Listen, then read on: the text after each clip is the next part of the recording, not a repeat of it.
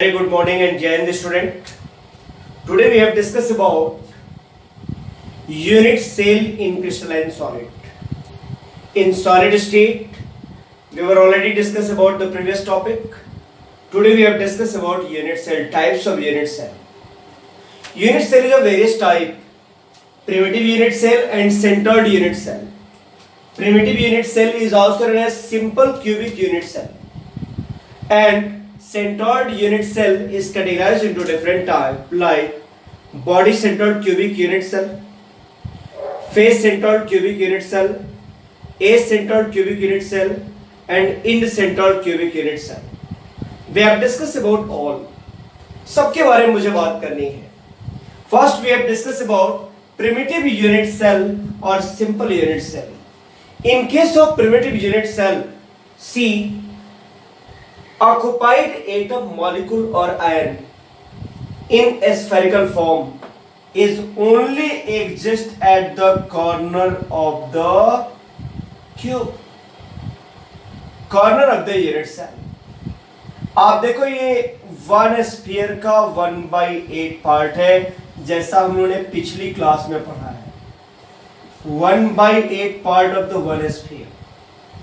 Same other sphere is also which is only meet at edge center. जो कहाँ मिलता है? सिर्फ एज सेंटर में मिलता है. देखो एज सेंटर में मिला है. इसका मतलब in this case the edge length of cube is equal to how much? C. If edge length is denoted by A, then what will be the value of A? C. पहले sphere की radius R है small, दूसरे sphere का भी R है. दोनों sphere face पे यानी एज पे टच करता है. इसका मतलब इसकी एज लेंथ A की वैल्यू कितनी आएगी? 2R होना चाहिए. It means in case of simple cubic unit cell, first we have discussed about the relation between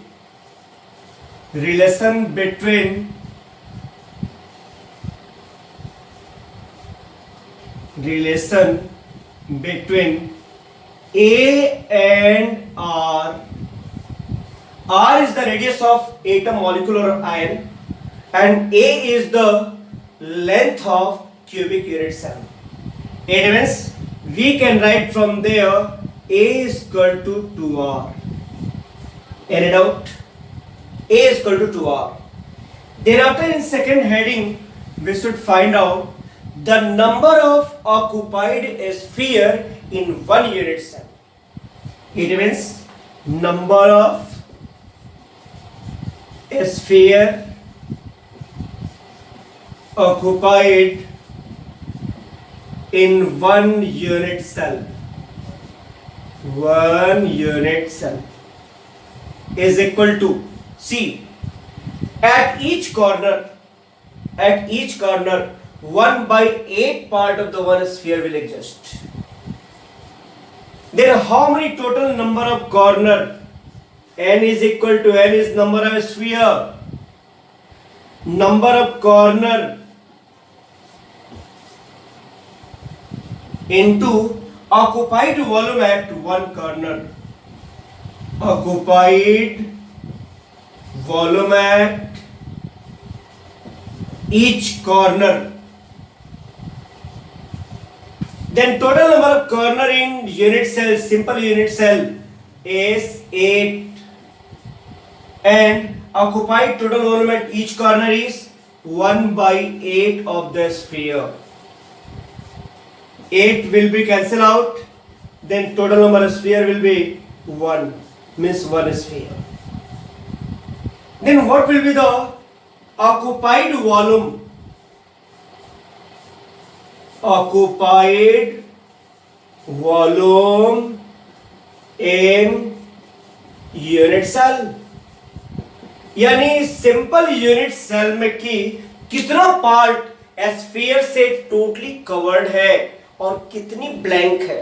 जो ब्लैंक पार्ट होता है उसको बोलते हैं अनऑक्युपाइड, और जो ऑक्युपाइड यानी भरा हुआ है that is known as occupied part. See, if this in this cube only one sphere is there, then what will be the volume? Occupied volume will be how much? Occupied volume will be how much? The volume of one sphere only. And what will be the volume of one sphere? 4/3 pi r cube. Then what will be the volume of cube? This cube. It means we can write in next heading total volume in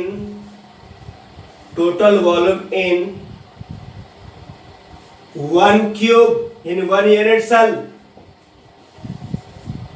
It means V is equal to, क्या मिलना चाहिए भाई? Then V is equal to A cube. And the value of A already known. How much? 2R. After putting the value of 2R here, we can write V is equal to 2R to the whole cube, that is equal to 8R cube. It means total volume is already well known. Then what will be the packing efficiency? Means percentage occupied volume. Then percentage occupied volume is equal to, क्या होगा भाई? Occupied upon total into 100. यानी क्या होना चाहिए भाई? Percentage occupied is equal to occupied volume कितनी है देख लो 4/3 pi r cube 4/3 pi r cube and total volume कितनी है जो क्यूब की वॉल्यूम है 8r square into for percentage we should write 100 देख लो अब क्या क्या कैंसिल हो रहे हैं आर क्यूब कैंसिल आउट 4 2 जा 8 यानी क्या आएगा जी 2 जा यानी क्या आएगा तो लिख सकते हैं pi by 6 into 100 everyone know the value of pi 3.14 when 3.14 is multiplied by 100 then what will be 314 by 6 we know the division what will be the divided value 6 5 ja 30 6 2 ja 12 और 6 3 जा 18 percentage. This is the packing efficiency या percentage occupied volume in simple unit cell or primitive unit cell. Now we have discussed about body centered cubic unit cell that is known as BCC. BCC के case में क्या होता है एक cube centre में एक sphere centre वाले sphere से हर कॉर्नर के स्फीयर अटैच होते हैं एक क्यूब में एक स्फीयर रखने के बाद जो सेंटर वाले अटैच होते हैं तो जो प्रिमिटिव में आप देखोगे एक फेस पे दोनों स्फीयर अटैच था सेंटर में स्फीयर का वहां गैप हो जाती है यहां ए और आर का relation A equal to 2r नहीं आता फॉर एग्जांपल मैंने फिगर ले लिया एक क्यूब आप देख लो क्यूब के अंदर मैंने एक स्फीयर रख दिया कॉर्नर के सारे स्फीयर ध्यान दीजिए जितने कॉर्नर है सब पे स्फीयर है जिसकी वॉल्यूम 1/8 होता है आपको पता है अब ये 1/8 पार्ट इस सेंटर वाले स्फीयर से अटैच होगा अगर ये अटैच होगा तो अल्टीमेट अगर मैं क्यूब का डायमीटर के बारे में बात करूं देखो आप क्यूब के डायमीटर डायगोनल तो एक फेस से लेकर के यहां अगर मैं रियल में क्यूब के बारे में बात करूं इसका मतलब ये कि इस कॉर्नर को लेकर के जब यहां मैं टच करूंगा तो ये क्या होगा इसका डायगोनल होगा सेम डायगोनल मैं ले रहा हूं देख लो आप कैसे निकलेगा इसको की वैल्यू को निकालने के लिए आप पहले इसका डायगोनल निकाल लीजिए और उसके बाद ये परपेंडिकुलर है उस डायगोनल का और उसके बाद जब उससे निकालेंगे पाइथागोरस थ्योरम से तो इसका डायगोनल आ जाएंगे same work I am going to do from here see अगर मैं इनकी रेडियस स्मॉल r ले लूं यहां से लेके यहां तक ये 2r रहेगा ही रहेगा यहां से लेके यहां तक क्योंकि डायमीटर है स्फीयर का और ये स्मॉल r है आप बताओ अगर मैं इस साइड को a मान लूं इसको मैं b मान लूं इसको मैं c मान लूं तो यानी AC is diagonal here AC is diagonal और AC की वैल्यू क्या आएगी 4r होना चाहिए अगर मैं ए के टर्म में बात करूं, देख लीजिए ये साइड भी ए है, ये साइड भी ए है, ये साइड भी ए है। किसी भी क्यूब का डायगोनल ए के टर्म में क्या आएगा, तो आप कह सकते हो ए और ए से अगर एक फेस का डायगोनल निकालेंगे, इस फेस का डायगोनल निकालेंगे, क्या आएगा, ए स्क्वायर। ठीक है ना, ए स्क्वायर यानी क्या आ जाएगा, under root a square, under root 2a square, sorry, because according to Pythagoras theorem h is equal to a square plus a square, that is known as 2a square, under root में जाएगा under root 2a, उसकी value under root 2a आना चाहिए। अब under root 2a का अगर मान लो मैं वैल्यू निकालूं, तो यहां से a के टर्म में क्या आएगा जी, तो मैं कह सकता हूं ac is equal to under root 2a का whole square plus a square होना चाहिए। कैसे पता, एक फेस का डायगोनल मैंने निकाल लिया, मान लीजिए इस फेस का डायगोनल मैंने निकाल लिया, क्या आ जाएगा, a रूट 2, और ये a परपेंडिकुलर है, उसके अकॉर्डिंग ये होना चाहिए। अगर आप स्क्वायर तोड़ोगे क्या आएगा, 2a square plus a square, ये अंडर रूट में आएंगे ना, अल्टीमेट क्या आएगा जी, अंडर रूट 3a, ये होना चाहिए, क्योंकि आप दोनों ऐड करोगे क्या आएगा, अंडर रूट 3a स्क्वायर, ए को मैंने बाहर कर दिया, under root 3a। It means then what will be the relation between a and r। अगर ऐसा है तो क्या लिखेंगे, this ac will equal to that, यानी क्या लिखोगे आप, 4r is equal to a root 3, then a is equal to 4 by root 3 into r. That is the relation between a and r. Thereafter we have to calculate the number of sphere which is occupied in BCC, yani number of sphere in, मतलब number of occupied sphere, number of occupied sphere in BCC. What will be doing? See here, number of sphere is denoted by n, number of sphere at center यानी body centre पे, number of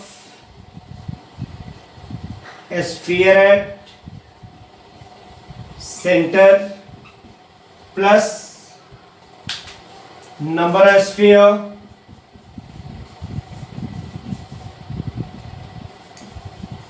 at कहां पे, corner.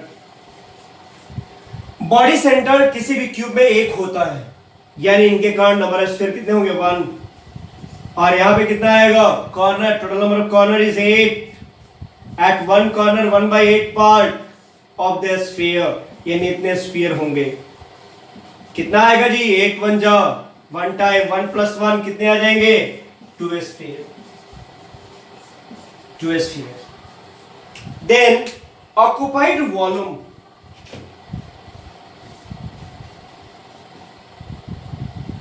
Occupied volume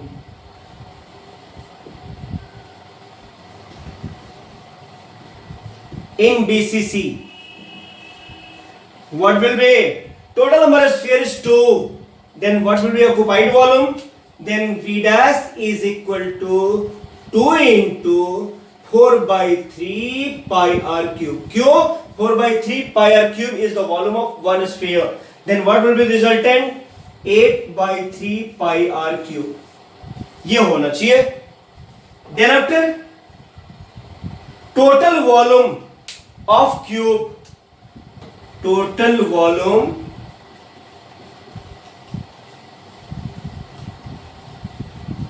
of cube कितना आएगा, ए cube, ए की value already मालूम है are के टर्म में, यहां पे इस वैल्यू को रखेंगे, क्या आ जाएगा जी, 4 by root 3 into r का whole cube. What will be the resultant, 4 4 is 16 and 16 4 is 64, then resultant value will be 64 r cube by 3 root 3. Thereafter again we should discuss about percentage occupied volume और packing efficiency, percentage occupied volume और packing efficiency. Then see, packing efficiency is also known as percentage occupied volume. Packing efficiency is equal to percentage occupied volume. तो क्या आएगा भाई, occupied upon total into 100. Occupied volume is equal to 8 by 3 pi r cube. Then please put here 8 by 3 pi r cube. And total volume is 64 r cube. See here 64 r cube. और जो नीचे है denominator वो numerator में convert होगा into 3 root 3 और into क्या आएगा 100. आपको पता है 8 8 जा आर क्यूब 3 1 जा क्या आएगा जी, root 3 by 8 into pi into 100. Root 3, the value of root 3 1.732. 1.732 is multiplied by 100. 1.732 is divided by how much? 1.73.2 by 8. I think I am going for wrong. The value of pi also, was set 1.17 100 से multiply करेंगे तो इसकी 3 की value होती है, root 3 की value 1.732 into pi की value, वो पाई की वैल्यू यहां पे रखेंगे, कितना आएगा 3.14 by 8. Can we solve it? Yes we can solve it. What will be the answer? Then we should multiply here. I think I am missing something, na?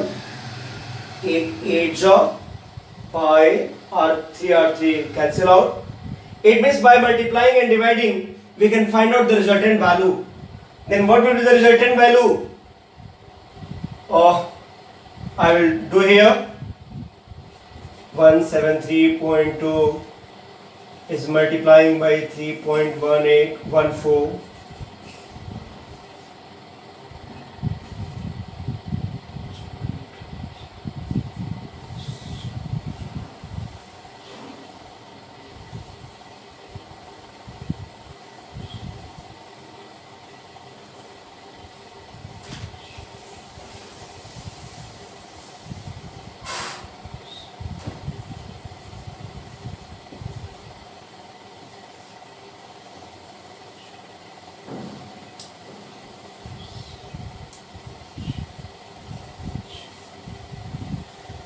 After 3 digit 543 by 848 by 8. Thereafter we can divide by 8. 6 8 6 are 48. 63 will be there. 8 7 jar 0.9 is there, 98.